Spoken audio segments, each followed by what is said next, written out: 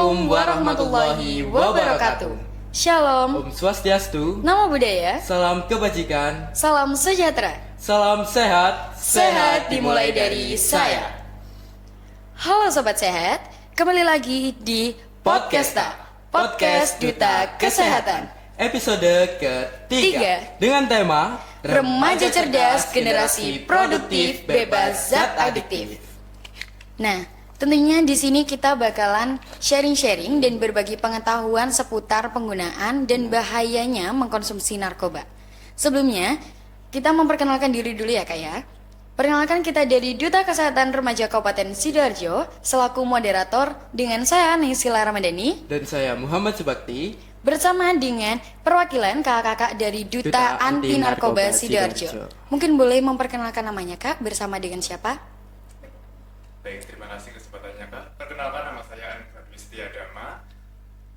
Kalau saya Zara Irvina, bisa dipanggil Irvin. Iya.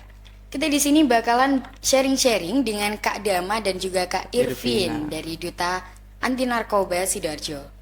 Nah, sebelum itu kita perlu tahu ya Kak ya, dalam mengkonsumsi narkoba itu tentunya kita harus memiliki kesehatan tubuh yang prima agar tidak terjangkit hal-hal yang di luar itu atau terjangkit hal-hal yang memang dapat mengganggu psikis atau kesehatan mental kita.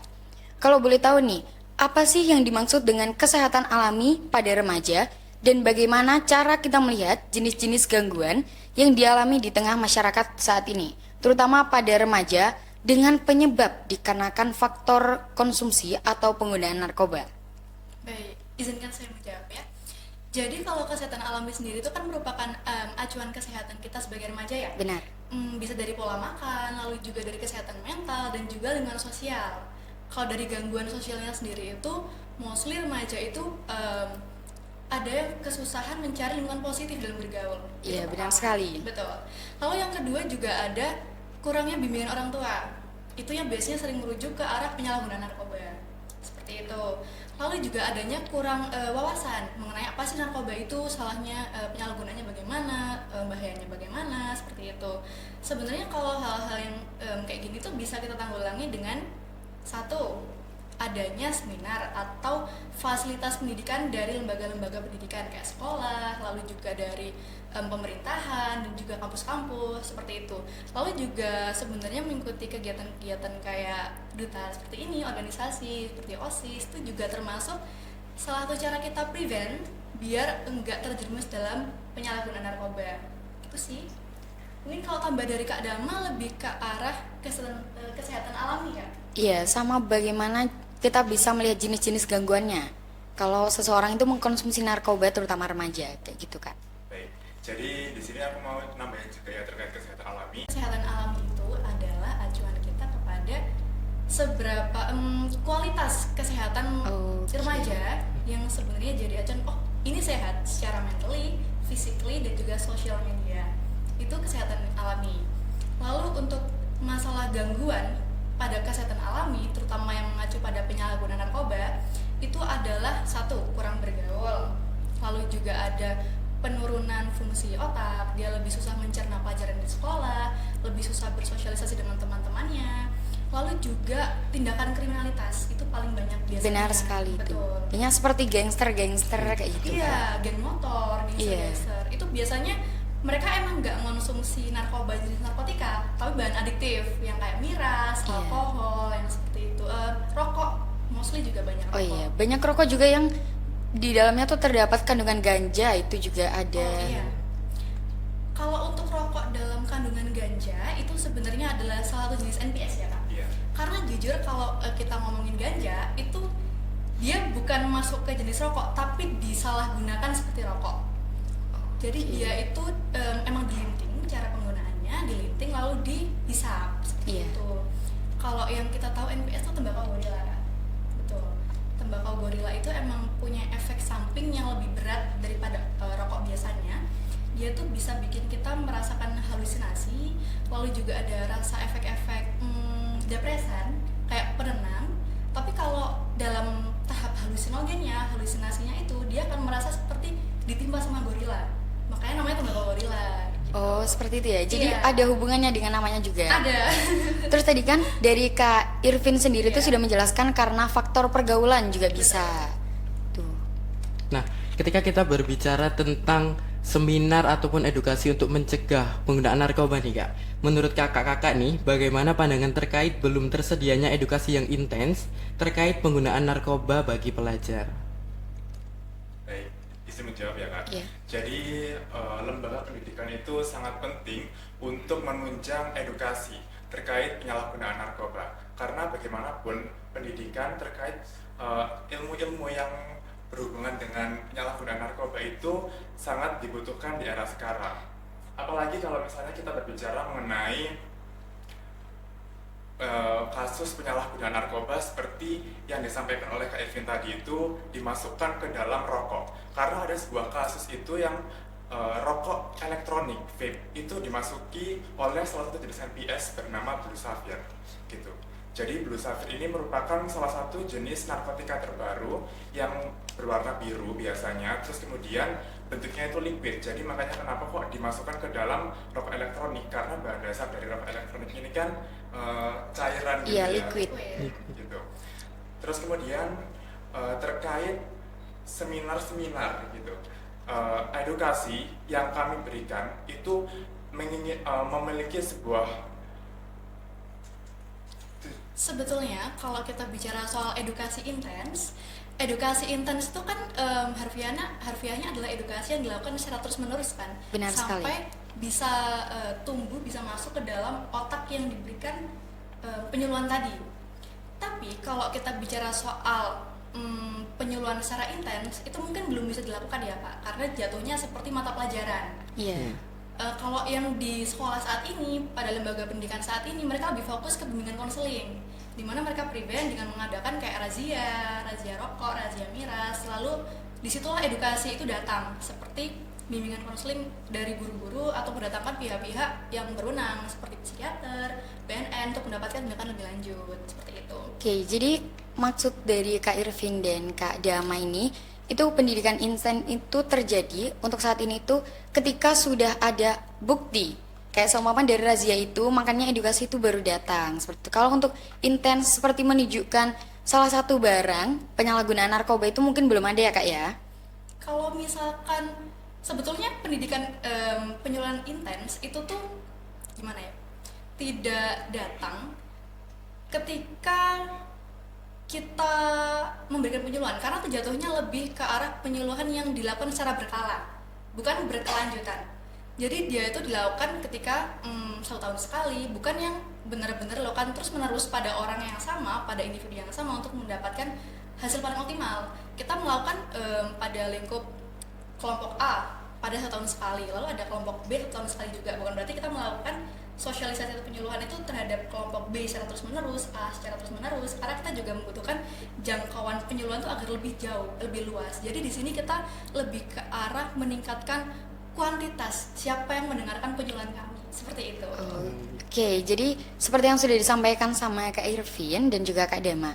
Nah, di sini kita mau tanya-tanya juga nih, tentunya di anti narkoba kan pasti ada penyuluhan edukasi ya ke instansi atau lembaga-lembaga terkait. Nah, sejauh mana sih Duta Anti Narkoba itu terlibat dalam pemerluasan edukasi anti narkoba baik melalui pendidikan, kampanye, atau sosialisasi? Dan kalau boleh tahu ini, bagaimana sih cara bekerja sama dengan instansi atau lembaga tersebut? Apakah menunggu diundang dulu atau seperti apa? Seperti itu, Kak. Baik, izin menjawab ya. Jadi kalau untuk masalah kita bekerja sama dengan instansi lain, kita tuh mostly diundang ketika MPLS. Itu pasti selalu banyak penugasan memberikan sosialisasi kepada anak-anak peserta didik baru, SMP, SMA, SD, seperti itu. Lalu untuk kita bicara mengenai kita yang mengundang atau kita yang berkolaborasi dengan instansi lain, itu sudah terlaksana di program kerja Syifa Sidoarjo Heaven Anak yang baru tanggal 25 Agustus kemarin. Jadi kami berkolaborasi sama Forum Anak Sidoarjo dan juga Save Street Child.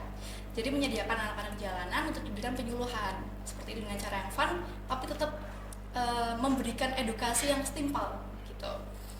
Lalu untuk penyuluhan yang lain, kami biasa diundang juga ke acara-acara seminar juga ada, lalu juga podcast seperti ini bersama 2 KP lain kayak gitu. Oke, seperti jadi sudah ada ya kolaborasi atau bukti fakta terkait penyuluhan dan edukasi mengenai bahaya penggunaan narkoba itu Sudah. tentunya. Bahkan kami juga memanfaatkan sosial media. Oh iya benar. Betul, sosial media gencar di situ untuk memberikan edukasi, baik secara konten. Biasanya kita memberikan kuis, tebak gambar berhadiah, lalu juga konten-konten TikTok yang mengisikan edukasi seperti itu. Karena kan generasi sekarang Gen Z itu pada dekat dengan sosial media ya Iya. pastinya. Jadi cara ampuh untuk edukasi itu melalui sosial media. Seperti Apalagi jangkauannya lebih luas, Kak. Iya benar juga. Betul. Tidak membutuhkan banyak energi seperti sosialisasi langsung di lokasi kayak gitu. Nah, nah bisa dijelaskan nggak sih Kak, mungkin dampak jangka panjang dan jangka pendek ketika seseorang ini pecandu narkoba atau mencoba-coba untuk mengonsumsi narkoba? Baik, untuk jangka panjang sendiri itu pasti akan berdampak pada kesehatannya. Jadi kan kalau misalnya kita itu mengenal nih jenis-jenis narkotika itu ada 3, narkotika golongan pertama, narkotika golongan kedua, dan juga narkotika golongan ketiga. Yang mana narkotika golongan pertama ini tuh tidak boleh digunakan sama sekali untuk keperluan medis, hanya diperbolehkan untuk keperluan penelitian pengembangan pengetahuan saja gitu. Karena kenapa? Karena narkotika golongan pertama ini itu memiliki efek ketergantungan yang sangat tinggi. Oleh karena itu, nantinya para penyalahgunanya itu ketika mengkonsumsi narkotika golongan pertama akan sulit untuk diberikan Edukasi. Edukasi. Rehabilitasi juga. rehabilitasi. Karena kenapa? Karena kan ada kandungan yang dapat menimbulkan efek ketergantungan yang sangat tinggi. Benar. Jadi dibutuhkan rehabilitasi itu yang lama gitu ya, kurun waktunya. Gitu. Tapi kalau kita ngomong soal efek samping, yang paling kelihatan itu 3. Tadi udah beberapa aku sebutkan, ada halusinogen, depresan, dan juga stimulan. Kalau stimulan ini efeknya memberi semangat. Jadi doping biasanya dipakai atlet, lalu juga supir truk, seperti itu. Kalau kita bicara tentang depresan, ini lebih ke arah obat-obatan yang membuat kita kehilangan sadar diri, lalu penenang. Biasanya diberikan obat-obat untuk orang yang memiliki gangguan jiwa, terus juga morfin kalau kita tahu untuk operasi itu Iya. termasuk pada narkoba. Lalu juga ada halusinogen ini, kandungan ini ada di segala jenis narkoba sebetulnya. Karena kalau kita lihat dari narkotikanya, ganja memiliki efek halusinogen. Kalau morfin, kalau dosisnya emang berlebihan bisa halusinogen juga. Lalu juga alkohol masuk halusinogen juga. Jadi 3 zat ini tuh 3 zat yang memang pasti terkandung dalam sebuah narkoba. Tergantung dengan dosisnya juga seperti itu. Oke. Tadi kan sudah dijelaskan mengenai apa saja dampak atau hal-hal yang memang bakal dialami oleh si pengkonsumsi narkoba ini, baik jangka panjang maupun jangka pendek. Nah, kalau boleh tahu nih, tanya ke Duta Anti Narkobanya ini sejauh mana sih kakak-kakak ini mengedukasi masyarakat? Maksudnya tidak melulu di instansi. Tadi kan sudah disinggung, sempat berkolaborasi dengan yang kesehatan anak itu tadi, forum anak dengan mengumpulkan anak-anak jalanan, lalu diedukasi. Nah, bagaimana atau apa yang bakal kakak-kakak lakukan jika kakak-kakak ini menemukan salah satu faktor yang memang sulit untuk disembuhkan dan juga bagaimana cara menekan permasalahan tersebut? Seperti itu, terutama pada remaja dan anak-anak ya. Baik. Baik, kalau untuk faktor yang susah ditekan ini apa Kak? Karena kan untuk bicara faktor ini banyak sekali contohnya. Mungkin dari faktor lingkungan, faktor diri sendiri, dari mentalnya dia, atau bagaimana? Mungkin kalau remaja ini kan bisa dibilang FOMO ya kak, dikit-dikit ikut-ikutan. Mungkin karena pergaulan itu tadi. Nah biasanya kita sudah atau kakak-kakaknya sudah capek-capek mengedukasi, tapi teman-temannya itu masih menghasut, enggak itu bohong, itu gitu. Jadi itu bakal balik lagi karena mindset anak terutama di Gen Z ini mudah dipengaruhi oleh teman-teman sebayanya seperti itu. Jadi mungkin karena faktor pergaulan ini, bagaimana sih cara menekan permasalahan tersebut terutama dari faktor pergaulan? Kalau pergaulan ya, karena kita masih bicara soal ranah remaja, mereka masih dalam pengawasan orang tua.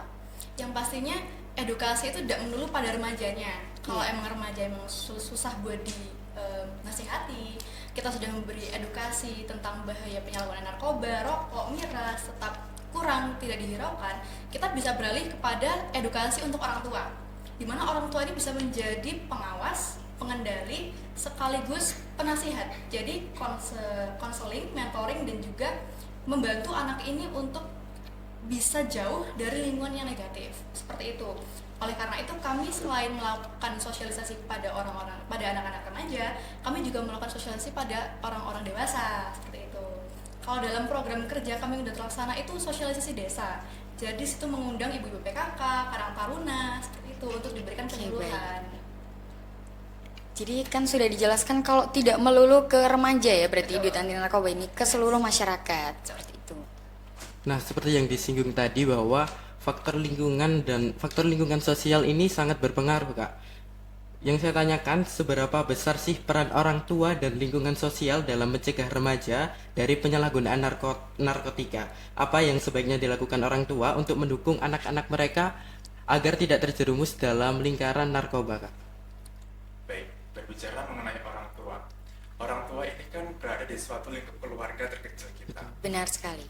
Jadi, keluarga itu merupakan rumah untuk kita berpulang, di mana tempat kita bercerita, terus kemudian kita mengeluh. Nah, kalau misal dari lingkup keluarga saja tidak harmonis, maka akan sangat bisa menimbulkan banyak sekali permasalahan-permasalahan gitu loh. Misal kita lagi ada permasalahan cinta gitu, terus kemudian kita nantinya cerita ke orang tua, tapi orang tua tidak memberikan respon yang terbuka. yang terbuka gitu. Terus kemudian kalau misalnya kita ada masalah-masalah lain yang bikin kita depresi dan memiliki pemikiran untuk mengkonsumsi narkoba gitu misal. Nah, kita oleh karena itu yang pertama adalah kita harus menguatkan iman terlebih dahulu. Terus kemudian orang tua itu harus aware gitu terhadap anaknya. Orang tua itu harus peka terhadap kondisi anaknya gitu. Karena bagaimanapun peran dari orang tua ini itu sangat penting untuk mencegah anak-anaknya dari pergaulan-pergaulan yang bebas gitu. Nah, kalau untuk peran orang tua, Kak, kita nggak bisa memungkiri ya bahwa ada orang tua yang emang aktif menjadi korban penyalahgunaan juga dalam lingkup rumah, entah itu perokok aktif, atau peminum berat, dan itu bisa mempengaruhi psikis dari anaknya karena mereka satu rumah, satu lingkup, dan bertemu setiap hari. Bahkan mostly untuk kasus penyalahgunaan itu bisa datang dari orang tua juga. Benar sekali. Betul. Nah, lalu peran orang tua kepada anaknya ini untuk memberikan sosialisasi itu, oleh karena itu kami itu juga tidak hanya terus-menerus memberikan sosialisasi kepada remaja, tapi juga kepada orang dewasa untuk nge-prevent hal-hal yang seperti ini. Selain prevent, kami juga berusaha untuk menanggulangi, setidaknya kalau misalkan ayahnya begini, ibunya bisa membantu. Karena kita tahu kalau keluarga saling membantu itu ya harmonis, seperti itu. Berarti salah satu kuncinya adalah keluarga yang harmonis ya, Kak? Karena kan kebanyakan anak-anak itu takut untuk bercerita ke orang tua atau ke keluarga. Contohnya aja kayak kasus pembulian atau mengenai kesehatan mental itu biasanya anak-anak takut karena biasanya orang tua itu mensamaratakan dengan generasinya mereka seperti itu. Dan juga mengaplikasikan pendidikan tersebut ke anak-anak zaman sekarang. Yang padahal enggak segenerasi. Iya, gitu kan, benar Kak? sekali. Iya. Kami juga ada kasus waktu itu pernah ada penugasan di mana kami mendapat laporan bahwa ada anak kelas 5 SD itu sudah merokok, sudah minum minuman keras di sekolahnya. Karena faktor orang tua. Betul. Jadi faktornya setelah saya cerita lebih lanjut, saya tanya-tanya ini gimana faktornya begini. Teman-temannya cerita bahwa emang benar dia di rumah tuh sendirian, selalu sendirian. Orang tuanya tidak ada. Entah itu saya lupa ya, dia meninggal atau orang tua memang tidak hadir dalam tubuh kembangnya dia atau bagaimana, tapi dia bebas hidupnya, bebas yang notabene dia mau kemana aja terserah, dia mau melakukan apa aja bebas. Dan anak ini akhirnya nggak dapat teman, dia larinya ke hal-hal yang seperti ini, dan itu harus di-prevent. Apalagi ini tuh lingkupnya masih di Sidoarjo, kelas 5 SD di Sidoarjo, umurnya masih belia juga kan termasuk. Iya, masih usia-usia kecil seperti Iya. itu. Itu biasanya ada yang orang tua memang terlalu sibuk kerja sampai tidak memperhatikan anaknya. Betul. Nah, kalau boleh tahu nih bagaimana sih pendapat dari kakak-kakak Duta Anti Narkoba ini terkait seseorang yang sudah pernah direhabilitasi? Karena kan kakak-kakak tidak melulu dengan remaja atau anak-anak edukasinya, ke masyarakat juga. Nah, bagaimana sih jika seseorang tersebut itu sudah pernah direhabilitasi tapi setelahnya masih mengkonsumsi narkoba? Seperti itu. Karena kan seseorang direhab itu karena dia sudah terjerumus. Namun selepas dari itu, entah karena faktor pergaulan atau faktor hasut menghasut melalui sosial media, sehingga dia itu masih mengkonsumsi lagi seperti itu. Mungkin pendapatnya boleh disampaikan, Kak? Kita pernah bertemu dengan seorang mantan penyalahguna narkoba. Dia pakai narkoba itu dari tahun 2009. Dia baru bisa lepas itu setelah 3 kali pindah tempat rehabilitasi. Faktor terbesar apa sih dia gagal rehabilitasi? Yang pertama adalah lingkungan temannya. Dia di tempat rehabilitasi itu terus-menerus diajak. Jadi kayak tiap malam diajak, ayo keluar, ayo kita gini lagi, ayo kita minum lagi, kita minum narkoba lagi gitu. Nah ini yang bikin akhirnya walaupun si pecandu ini berusaha untuk keluar, dia nggak bisa. Karena tuh lingkaran setannya di situ, Pak, di pergaulan teman-temannya. Dimana akhirnya dia kabur. Kebetulan orangnya ada di daerah Madura, dia kabur ke sini dan akhirnya mendapatkan rehabilitasi yang alhamdulillah membantu. Sampai sekarang sudah bebas dari narkoba, sudah bisa mulai memperbaiki fungsi sosialnya. Dan menurut kami itu merupakan langkah yang harus dilakukan untuk memeluk ya. Iya. Karena enggak semua orang relapse, enggak semua orang yang kembali kepada habitat lamanya, itu kan hal yang habitual.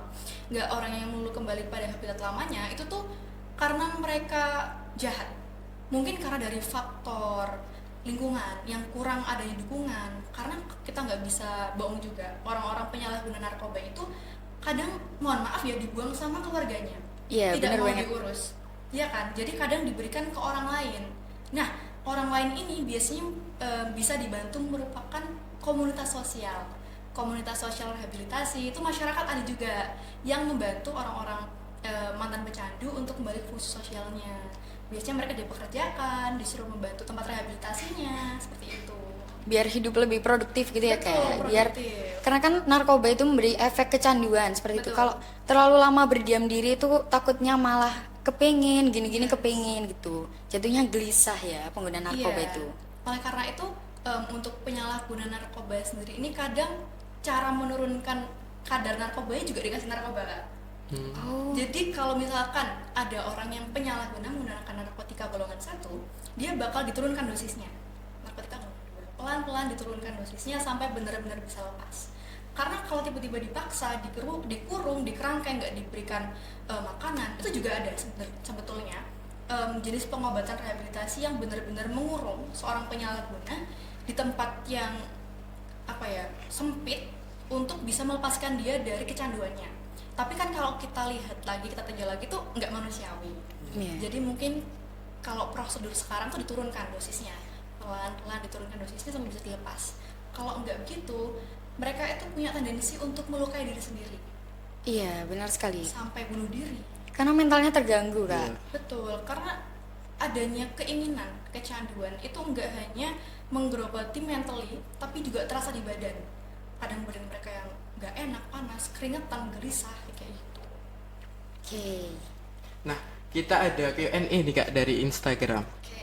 Yang pertama yaitu bagaimana sih Kak cara kita meyakinkan para pemakai narkoba, pemakai aktif agar mereka berhenti mengonsumsi barang tersebut? Oke. Di sini kami mau menjelaskan terlebih dahulu ya tugas dari kami Duta Narkoba Sidoarjo itu. Karena kami ini kan merupakan kepanjangan tangan dari Badan Narkotika Nasional gitu. Yang mana BNN ini memiliki strategi P4GN namanya. P4GN itu kepanjangan dari pencegahan, pemberantasan, penyalahgunaan dan juga peredaran narkotika. Gitu. Yang mana memiliki 4 strategi. Yang pertama soft power approach, hard power approach, smart power approach, dan juga co-operations. Nah, kami sebagai Duta Narkoba Sidoarjo ini tuh memaksimalkan 2 strategi dari 4 strategi tersebut. Yang pertama adalah soft power approach, yakni melalui pendekatan seperti sosialisasi dan juga memberikan wadah untuk rehabilitasi, dan itu melalui ini ya laporan ke IPWL. Sosial juga. Iya. Terus kemudian ada smart power approach. Smart power approach itu merupakan kampanye anti narkoba melalui media sosial yang mana nantinya kami bisa meyakinkan nih bagi remaja-remaja melalui sosial media terkait bahaya narkoba dan melalui konten-konten TikTok seperti itu. Karena kan di era digital ini itu juga diperlukan adanya suatu inovasi baru Benar untuk sekali. memberikan edukasi kepada para remaja kayak gitu. Nah, kalau 2 kunci tadi yang lainnya, yang hard power approach sama cooperation, ini dilakukan sama badan-badan berwenang kayak BNN yang berkolaborasi dari cooperation dengan duta narkoba, dengan kepolisian, kejaksaan, seperti itu. Kalau hardcore approach itu lebih ke penggerebekannya, Kak. Jadi kita pihak BNN itu melakukan penggerebekan, lalu juga proses hukum, itu namanya hardcore approach. Lalu kalau bicara gimana sih cara nyadarin orang-orang yang pengguna aktif narkoba biar mereka stop buat ngelakuin ini, kita sebagai orang yang memberikan fasilitas edukasi, kita hanya bisa prevent dan represif pada orang-orang yang telah menggunakan dan jangan kembali ke situ lagi. Kalau orang yang benar-benar aktif itu lebih ke wewenangnya BNN, di mana mereka akan melakukan proses hukum, rehabilitasi, dan juga penangkapan. Lalu ini biasanya melakukan itu adalah IPWL atau institusi wajib lapor. Jadi di sini itu ada pihak-pihak kepolisian, kejaksaan, puskesmas, dan juga rumah sakit. Di sini orang-orang masyarakat itu bisa kok lapor ke 5 instansi tadi itu, lapor untuk bahwa di sini ada loh kasus seperti ini, tolong diselidiki. Even itu hanya kecurigaan, itu juga bisa diselidiki. Untuk apa? Untuk mengetahui bahwa ada kok kasus ini dan bisa ditangani lebih lanjut, seperti itu. Oke, seperti itu ya Kak. Jadi ini untuk mengakhiri podcast pada siang hari ini, mungkin kakak-kakaknya ada pesan atau nasihat yang ingin disampaikan kepada masyarakat mengenai bahaya penggunaan narkoba, boleh disampaikan Kak? Kalau nasihat, mungkin tetap seputar narkoba sih ya Kak. Iya. Sebagai generasi muda, tentunya kita harus melek digital, tahu pengetahuan, wawasan mengenai enggak hanya bahaya narkoba, tapi juga kasus-kasus yang beredar. Untuk apa? Untuk bisa mencegah diri kita, mencegah teman kita, keluarga kita, orang-orang di sekitar kita untuk jauh dari hal-hal kayak gitu. Lalu yang pasti, jangan lupa ibadah, perkuat iman lagi, dan juga apa ya? Itu aja sih kayaknya ya. Kalau bisa lebih produktif dalam hidup. Nah, itu yang penting banget, yang produktif ya untuk remaja itu tentunya. Oke, mungkin sekian dari kita podcast episode ketiga dengan kita bisa jargon dulu ya Kak. Iya, jargon dulu. Jadi kita ada jargon, itu gagasan yang bakal disampaikan oleh Kak Bakti. Baik, ketika nanti saya bilang gagasan, kakak-kakak bilang gerakan seragam peduli kesehatan. Seperti itu. Mungkin mau dicoba dulu boleh? Boleh. Menghadap Gagasan gerakan seragam peduli kesehatan. Oke. Mungkin sekali lagi ya Kak ya, untuk dimantapkan juga. Satu. Gagasan Gerakan seragam peduli kesehatan. Oke, terima kasih. Jadi kita dari Duta Kesehatan Remaja Kabupaten Sidoarjo dengan saya Naysila Ramadhani dan saya Muhammad Subakti pamit undur diri. Sebelumnya kita bakal mengucapkan terima kasih kepada pihak sponsorship yakni SMK Antartika 2 Sidoarjo dan Koaktif Broadcasting Connection serta Smart 2 Jurnalistik. Oke, mungkin terima kasih ya Kak kepada Kak Dama dan juga Kak Irvin dari Duta Anti Narkoba Sidoarjo atas partisipasinya dan juga berbagi pengetahuannya. Sekian dari kami. Wassalamualaikum warahmatullahi wabarakatuh.